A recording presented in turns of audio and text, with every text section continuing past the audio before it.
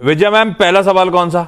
Sir मेरे पास IDFC first bank के 200 share है at the rate of 68 sir. काफी टाइम हो गया, काफी साल हो गए इसको लिए हुए। इसका ऑल टाइम रेंज 100 रुपए तक दिखा रहा है हाँ। सर। तो इसका क्या करे? ऑल टाइम रेंज हाई का मीनिंग भी मुझे नहीं मालूम सर। नहीं तो आपने लिया था क्यों? लंबी अवधि के लिए लिया था, या जब लिया था तो ट्रेडिंग वेडिंग के मन से लिया था और फंसे हुए काफी टाइम से भाव नहीं दिया इसने, ऐसा है क्या? बहुत मतलब इसको 4-5 साल हो गए, काफी साल हो गए। 4-5 साल हो गए 68 पे? इस बीच गजब। में बड़ा भी था सर। बड़ा था। 90, 95, 95 प्लस लेवल्स पे गया था, वहां पे क्यूआईपी आया था, उसके बाद ठंडा पड़ा था, तो मुझे याद है।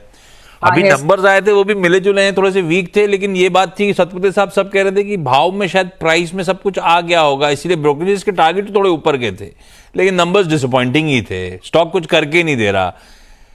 बैंक निफ्टी में एक रैंक अंडर परफॉर्मर बन गया है।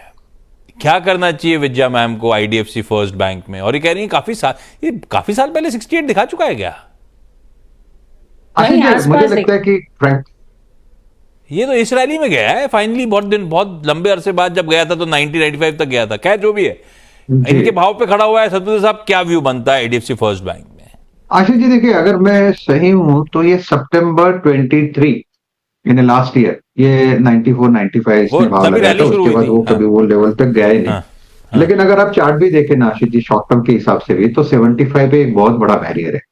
और मुझे याद है बहुत सारे जब क्वेरीज आते हैं तो मैंने यही चीज कहा था कि ये 75 जब तक पार नहीं करता, 75 78 क्लस्टर है ना, वहां पे सप्लायर पॉइंट है, हर लेवल पे कहीं ना कहीं सप्लायर, तब तक यहाँ पे बड़ी तेजी नहीं होगी। तो मुझे लगता है कि यहाँ पे आपका जो नॉशनल लॉस हो रहा है कि जो आपने पैसा लगाया है लेकिन उसमें रिटर्न कुछ नहीं आ रहा है, तो उससे तो आप अगर फिक्स डिपॉजिट में रखते तो कुछ ना कुछ तो आता था।